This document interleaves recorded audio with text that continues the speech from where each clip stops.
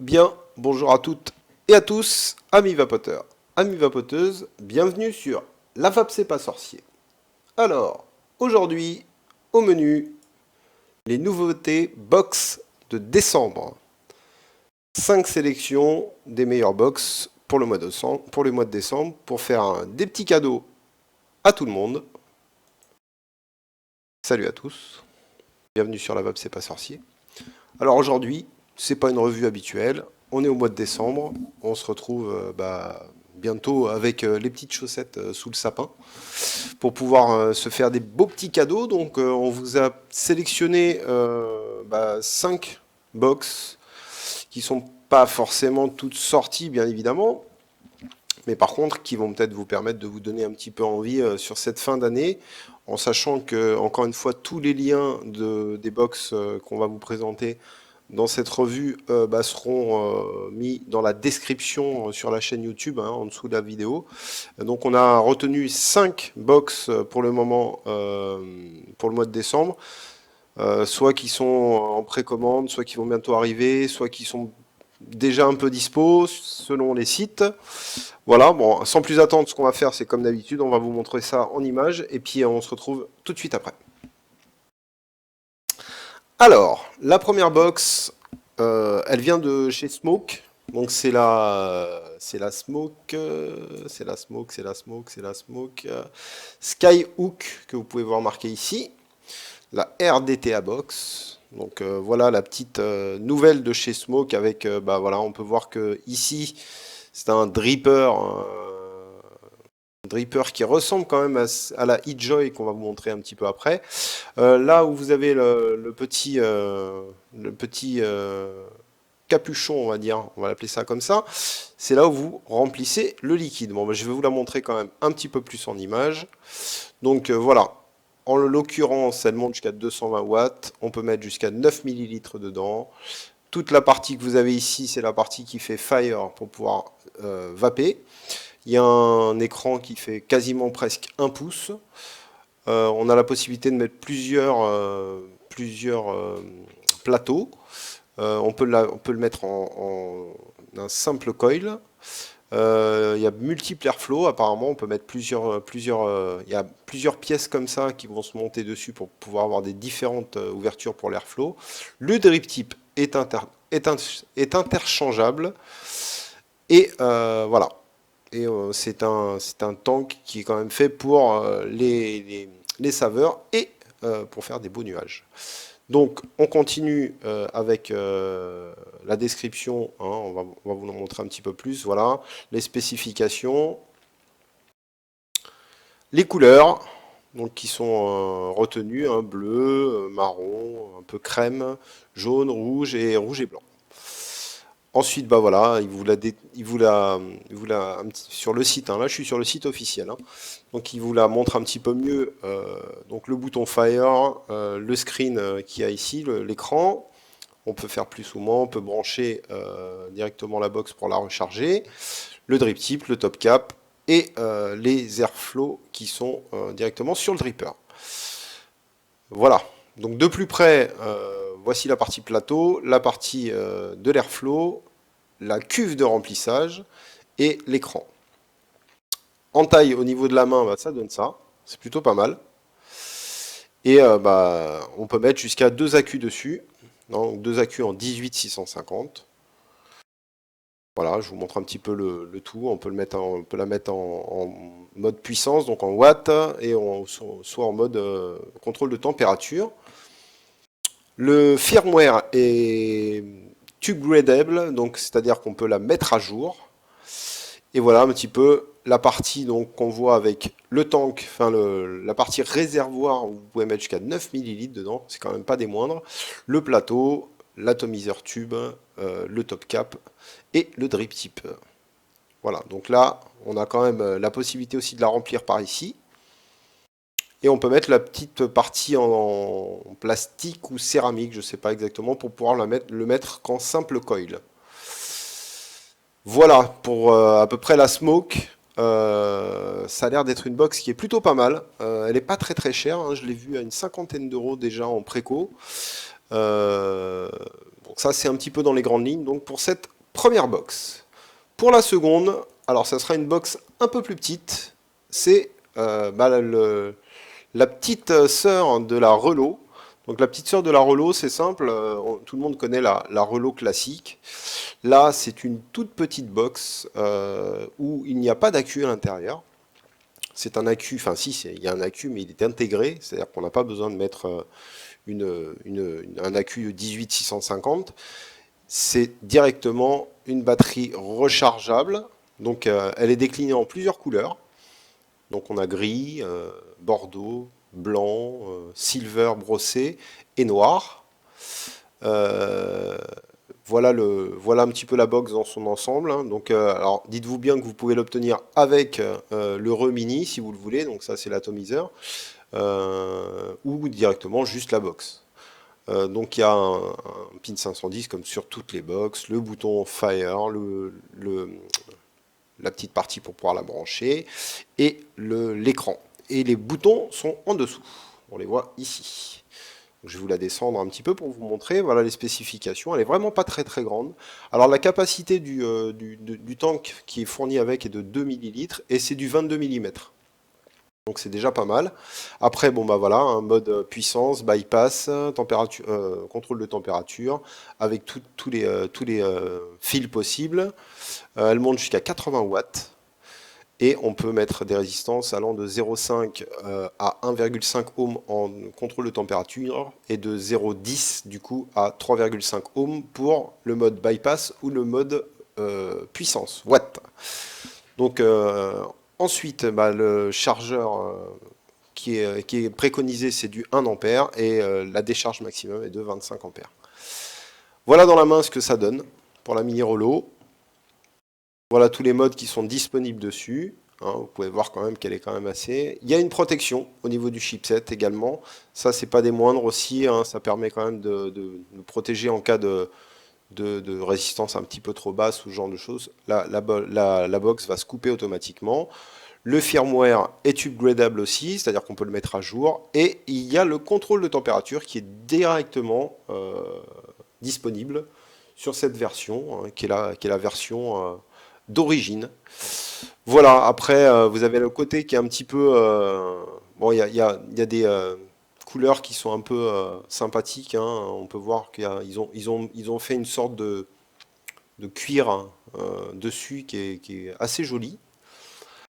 Ça, c'est la partie donc du tank qui est démonté, hein. On peut voir qu'il y a directement... c'est un tank où il y a un atomiseur qui est déjà tout fait. On peut faire le remplissage donc par le haut. Il y a un petit bouton reset aussi sous la box. Voilà, et là, c'est la possibilité de la charger, donc soit par un ordinateur, soit par la prise USB classique. Voilà pour la deuxième box. On va passer à la troisième. Donc la troisième qui a retenu notre attention, c'est la Joyetech, la Cuboid 200 watts. Donc là, on est sur une box qui est quand même un peu plus grande. On va dire qu'elle est... elle ressemble quand même un petit peu à la Noisy Cricket, en sachant que là quand même c'est une box électronique et pas une box hybride. Il y a un écran dessus. Elle contient 3 accus en 18 650. Elle est en silver, grey et black. Donc voilà en gros ce que ça donne vu couché. Donc le pin 510, le bouton Fire, l'écran, et les deux petits boutons qui permettent de faire la régulation qui sont ici, donc qui sont sur le dessus. En millimètres, donc elle fait 63 mm de large, 99 mm de haut et 22 mm de large, mais vu de côté. Donc voilà, pareil, mode watt, mode contrôle de température, elle monte jusqu'à 200 watts.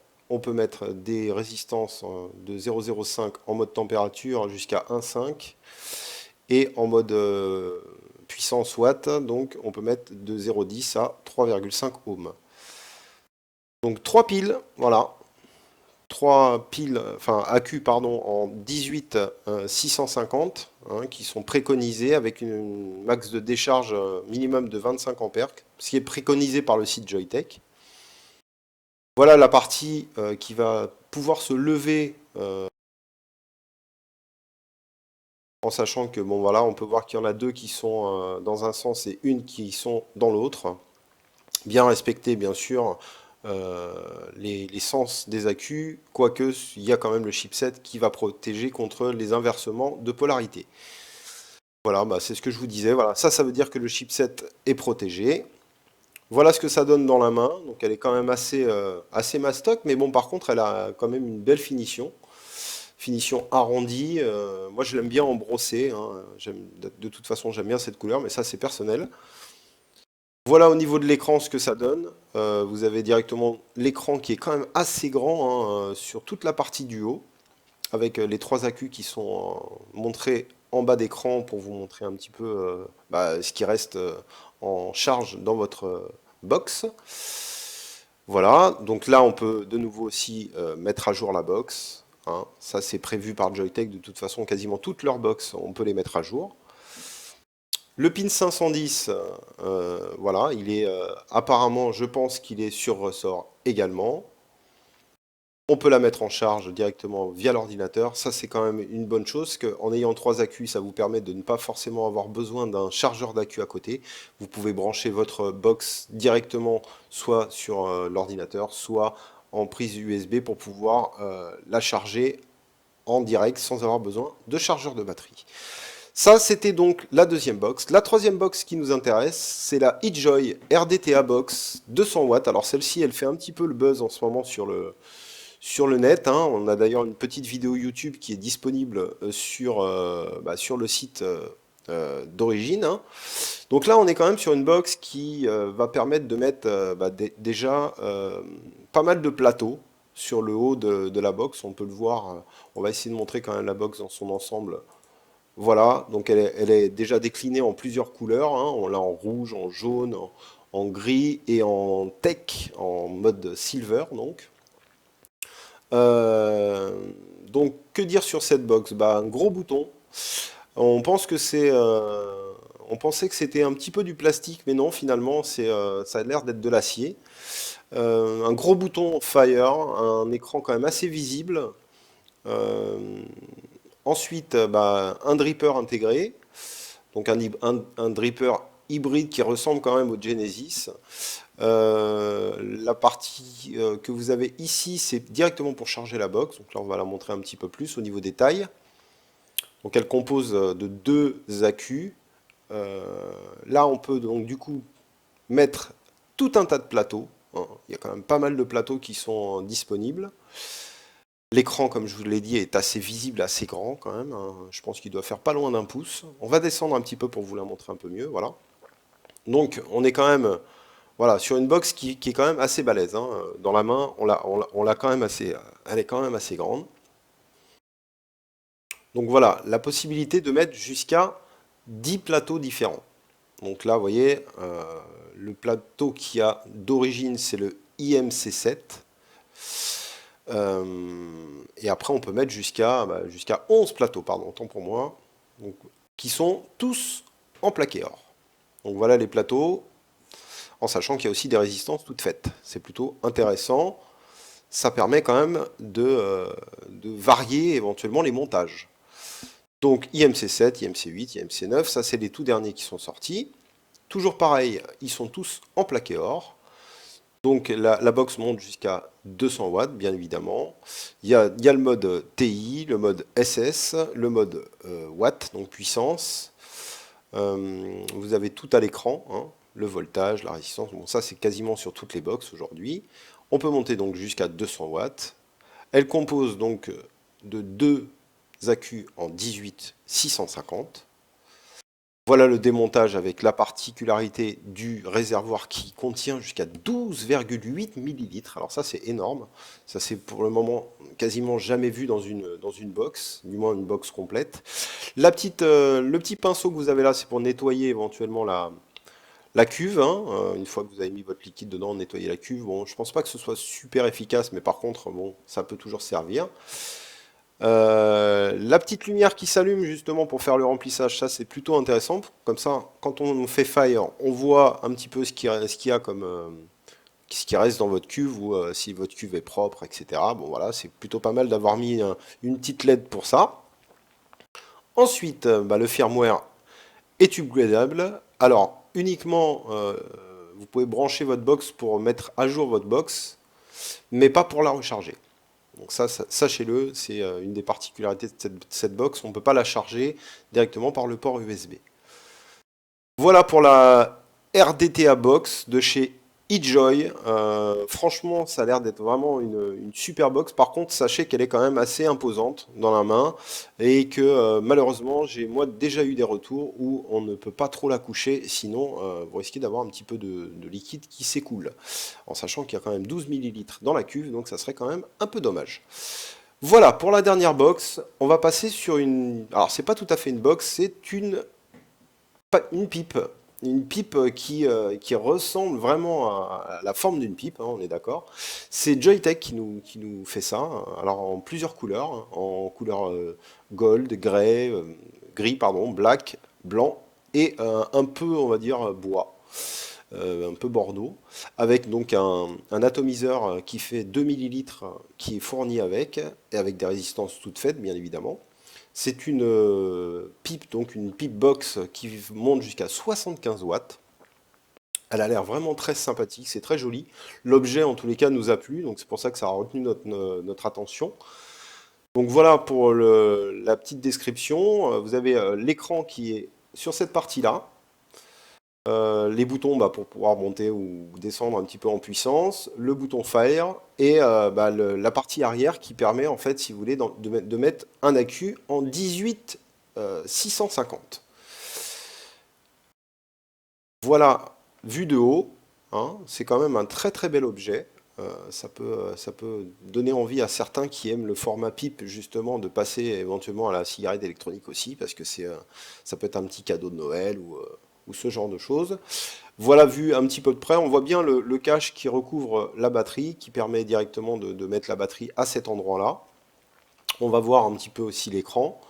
Voilà l'écran, assez gros, on voit assez bien, toujours pareil, on n'est pas loin des 1 pouce sur chaque box qu'on vous présente. Là, on est à 0,66, donc on est un petit peu moins d'un pouce, mais bon, on est quand même sur une petite partie. Voilà ce que ça donne pour la e-pipe, qui s'appelle la Elitar. Donc là, c'est directement l'atomiseur, hein, c'est l'endroit où vous allez pouvoir remplir votre cuve, c'est ici, directement, avec les airflow. La partie donc, qui s'enlève, c'est cette partie-là pour pouvoir mettre l'accu. Et en fait, quand il montre le vert, c'est que si vous voulez, à l'intérieur de cette partie-là, vous avez comme un verre en Pyrex qui vous permet de faire le remplissage, qui est assez simple, un petit peu comme dans le Cubis, si certains connaissent le Cubis. Quand on ouvrait le Cubis par le haut, on pouvait directement mettre le liquide dans la cuve. Les résistances, voilà, il y en a plusieurs, hein. Là, on est sur une résistance en SS316 pour le contrôle de température, ou alors du classique, hein, du Clapton en 1,5. Après, il y en a d'autres qui sont montables dessus. Voilà la partie complète de l'atomiseur de l'Elitar, hein, la partie drip tip qui s'enlève, le top cap, les airflow, et donc avec l'atomiseur qui est juste derrière l'airflow, et le remplissage de la cuve, hein, qui est directement très simple. Voilà pour la Elite, hein. On peut voir qu'il y a une protection aussi dessus. On peut bien évidemment la brancher et la charger directement. Il n'y a pas besoin de charger sa pile à côté. D'ailleurs, par contre, je n'ai pas vu, alors c'est moi qui me suis peut-être trompé, mais je n'ai pas vu le petit plot pour la brancher. Ah si, voilà, il est sur le côté là, sur le côté de l'écran. On peut voir qu'il y a la petite partie pour la recharger directement. Voilà, c'était les 5 box retenues pour le mois de décembre. En espérant avoir fait un petit point avec vous sympathique, parce que ça peut toujours être bien. On a eu un petit peu cette idée-là de faire, les 5 meilleures box du mois. Je pense qu'on fera aussi peut-être les atomiseurs. Les drippers, y compris pour que vous ayez un petit peu une vue d'ensemble. Surtout, donnez-nous vos retours, c'est très important, même si vous n'avez pas forcément aimé la revue, etc. Mais un petit like si vous avez aimé, un petit commentaire, ça nous aide aussi à savoir ce qui est bien, ce qui est pas bien. Mais faire une revue sur les box une fois par mois, je pense on va un petit peu fouiner dans le monde de la vape pour voir un petit peu ce qu'on peut vous proposer, ce qui peut être sympathique. Là, en l'occurrence, on a pensé au mois de décembre pour les cadeaux, donc là, c'était uniquement un essai, mais on essaiera de faire pour une prochaine la même chose, mais avec les atomiseurs, les drippers et puis le matériel qui est autour. Je vous souhaite de bonnes fêtes à tous. Prochaine revue dans quelques temps. Hein, comme d'habitude, on essaye d'en faire une assez rapprochée des autres pour que vous puissiez toujours avoir un petit peu d'informations. Et bonne vape à tous et à toutes. Salut!